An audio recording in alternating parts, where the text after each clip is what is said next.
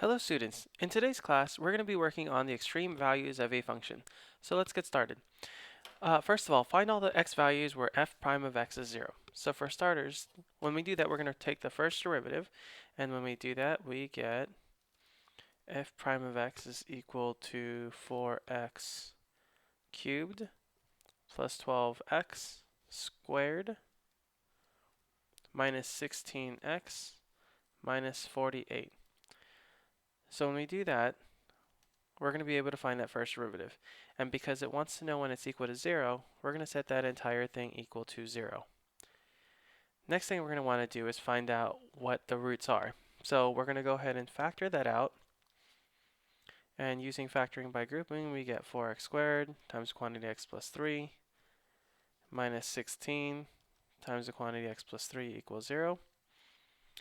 And then finishing that up, we get x plus 3 times the quantity 4x squared minus 16 equals 0. And through zero product property, we get x is equal to negative 3, and x is equal to 2, and x is equal to negative 2 as our solutions.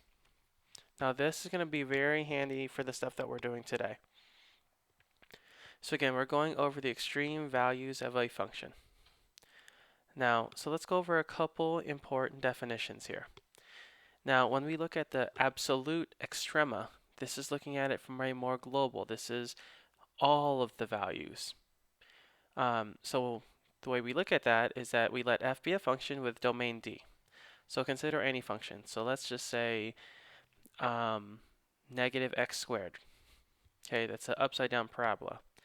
Now it says f of c is the absolute maximum value on the domain if and only if, that's what the IFF means, if and only if f of x is less than or equal to f of c for all x in D. So what that's saying is, if we have a graph like so, this point right here at the very, very, very top, we're going to call that C. It says that's the absolute maximum if and only if every single graph, every single value for y is less than that point. And so if you're at the max, everything has to be less than that. The next one, f of c is the absolute minimum value on D if and only if f of x is greater than or equal to f of c for all x in D.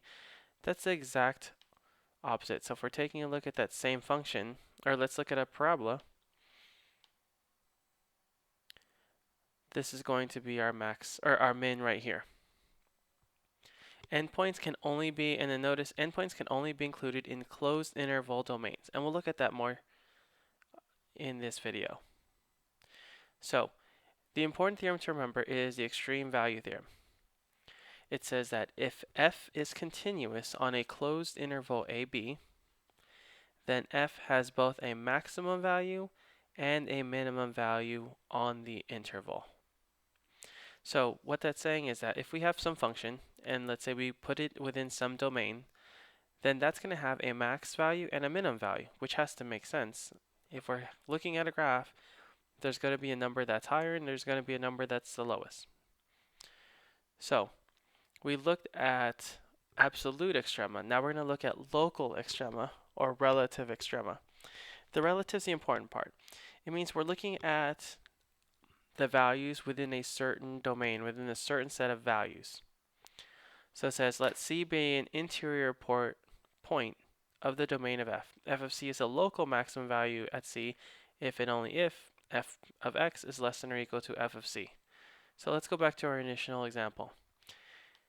If we're taking a look at our parabola here, what we're saying here is that if we looked at just a small interval, say if we only looked at the points within the red oval, if you want to call it, then we're saying the absolute maximum of this graph is right here. This is the absolute maximum because that's the highest point within that interval. The absolute minimum is this value because that's the lowest point. So although this is our global max, our relative is only within the window that we're looking at. So hopefully that example helps. Now, A little bit more about extrema. Local extrema are also called the relative extrema. We talked about that. The maximum refers to an absolute maximum, and the minimum refers to an absolute minimum. So let's look at some real problems. So here we're going to find any extreme values. Explain if it is consistent with the extreme value theorem. So taking a look at number 1. So looking at this one right here, we're saying that this is our absolute max and this is our absolute min. What we're going to do real quick is take a look at this here because it's on our endpoints. So we want to look at those as well. Now, if we're looking at this endpoint right here, what we're saying here is that that is the lowest value within our local point, the one that I circled. So this is going to be called our local min. Notice it's our min because there are no values in that circled area that are lower than it or less than that. So that's our local min. Conversely, this would theoretically be called a max, our local max, but it's not because that circle is open and is not within our extreme value theorem because this value is not included. It's an open circle. So let's look at number 2. Number 2, this is our max, our local max. We can call it our absolute max, but we wouldn't usually because it's just a small window of what we're looking at. And this doesn't count either because, again, it's not included. Therefore, extreme value theorem does not apply there. Now, number 3 at the bottom, extreme max or absolute max, absolute min. This is our local min, and this is our local max. So let's talk about the max a little more. This point right here, within this circle, is higher than everything else here because you'll notice this is going downwards. Therefore, that's our local max. So again, just looking at the pictures, you should be able to identify local and absolute. Let's do a little bit more, but this time let's look at functions that have values instead of just pictures. Now, what we're going to do in this particular instance is find the extreme values. So the way we do that is we take the first derivative. So y prime equals x squared plus x minus 2. And then we're going to go ahead and set that equal to 0. And we get x plus 2 times the quantity x minus 1 equals 0. Therefore, x is equal to negative 2. And x is equal to 1. So let's take a quick look at the graph of this. Now, what I want you to keep in mind is this is an x cubed, so it's a cubic graph, which means it should probably look something like this. What that tells me is that at negative 2, we're going to have our max, and at 1, we're going to have our min. So x equals negative 2 is our max, and x equals 1 is our min. So let's take a quick look at that graph and we'll have a better idea if we're right or wrong.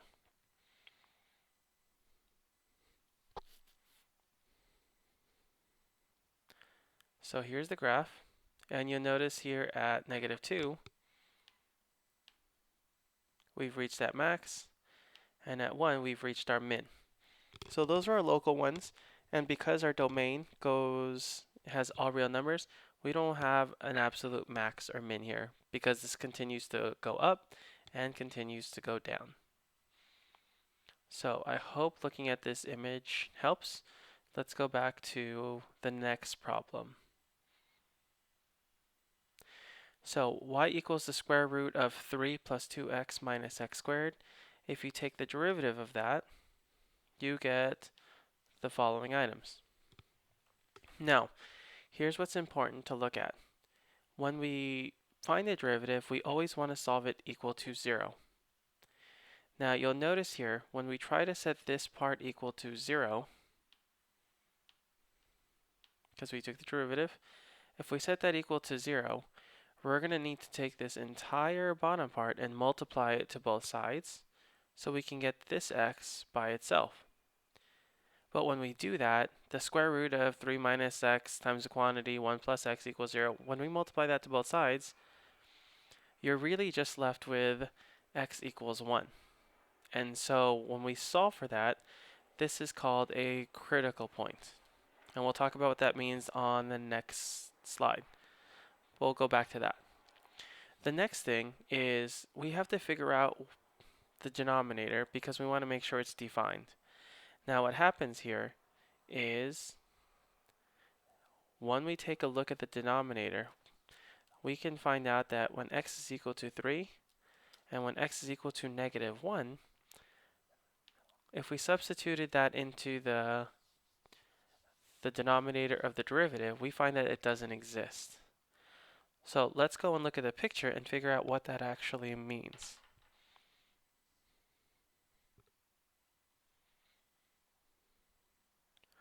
So now that we're looking at the picture, change the zoom so it's a little easier. You'll see that we have a semicircle.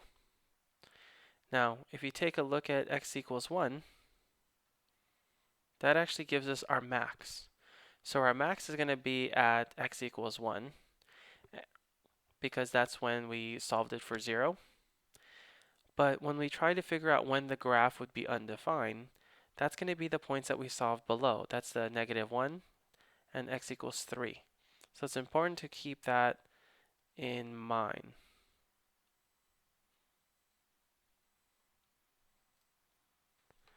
So let's take a look at the next problem.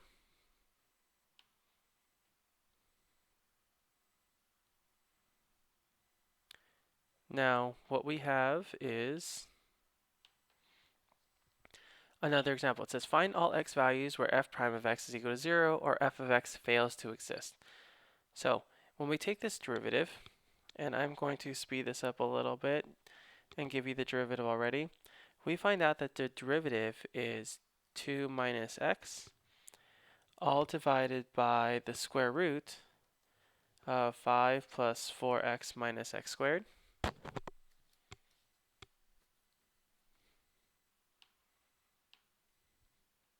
And that's the derivative. Now, remember, if we start to solve this for 0, we find out that f prime of x is equal to 0 at x equals 2. And then when f prime of x fails to exist, we say fails to exist at, well, I don't know, we have to factor that denominator. So if we factor the denominator for that square root, we find out that we have 5 minus x and 1 plus x. For the factored denominator, we find out that x equals 5 and x equals negative 1, the graph fails to exist. So if you consider the last drawing, or the last graph we had, it means that x equals 5 and x equals negative 1 is going to be at our minimum. And the f prime of x at x equals 2 is going to be our max. So let's just confirm that really quickly.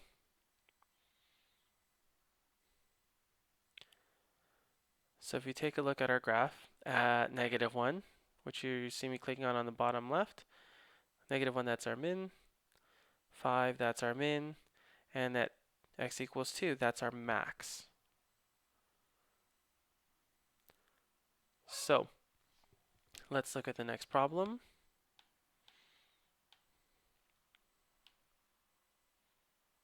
So the local extreme value theorem, notice that it's not the extreme value but just the local. That means the local is referring to a specific boundary. It says if a function f has a local maximum or a local minimum at an interior point C of its domain, and if f prime exists at C, then f prime of C is equal to 0. So don't focus too much on that. Focus on the next slide. Now this is the critical point that I'm talking about. A critical point is a point on the interior of the domain of a function at which f prime is equal to 0 or f prime does not exist at a critical point of f. So a critical point tells us a lot of things. Critical point tells us where the local max or minimum is. This is really important because that also tells us where the graph is increasing or decreasing. So think it's either going to be at the top of the hill or at the bottom of the hill, but that's why the critical point is equal to 0 there. So let's look at this example here. It says use analytical methods to find the extreme values of the function on the interval and where they occur. So when they give you an interval like this is really important for us to take a look at. First thing we want to do is take the derivative for it. So you get f prime of x equals e to the negative x squared times negative 2x. Now remember, when we're trying to find the critical points, we set that equal to 0. And here we're going to divide e to the negative x squared to both sides. So 0 divided by e to the negative x squared becomes negative 2x equals 0. Therefore, x is equal to 0. And so now we found the critical point. Next thing we're going to do is substitute in our boundaries. So what we want to do is take a look at f of negative 10. And then we want to take a look at f of 20. Notice that I am not choosing to substitute those values into the derivative, but rather into the original problem. Now, this is a point where you would want to substitute this into your calculator and figure out what that is. What I'm going to do, because I also want you to see this graphically, is we are going to graph this together. And you'll notice we have the following graph. So at x is equal to 0, you'll notice we have our max right here. So that's our max. And if you take a look at negative 10, I'm going to zoom out a little bit. If you take a look at negative 10, it's close to 0. And if you take a look at 20, it's also 0. So getting back to the problem, f of 20 equals 0, f of negative 10 equals 0, and this is our critical point. This is where we were able to find our maximum. So all of these we're not expecting you to do by hand other than the derivative and find the critical points, but the f of negative 10 and f of 20 are all things you could easily substitute into the calculator. So last problem, we want to use analytical methods to find the extreme values. So we're going to take this and we are going to take the derivative. So f prime of x is equal to 4/3 x to the 1/3 power. Now remember, if we're trying to solve that for 0,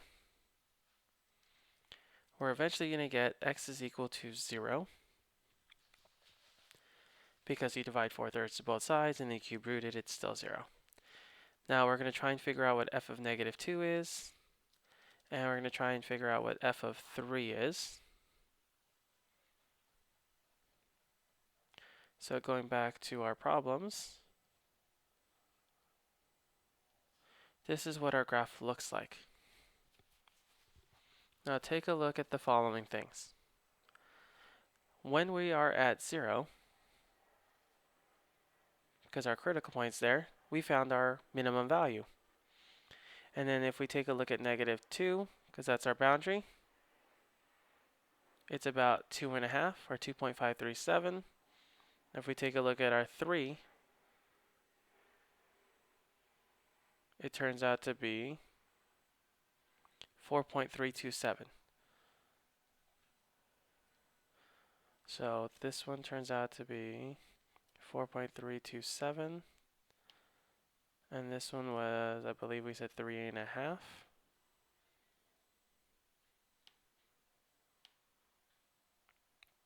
No, about 2.5.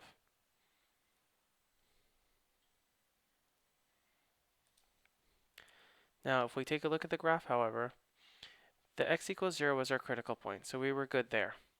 The other two values just give us a local max or a local min. Now, keep in mind, looking at the original problem, that the -2 was not closed, so it doesn't follow the extreme value theorem because it was not a closed interval.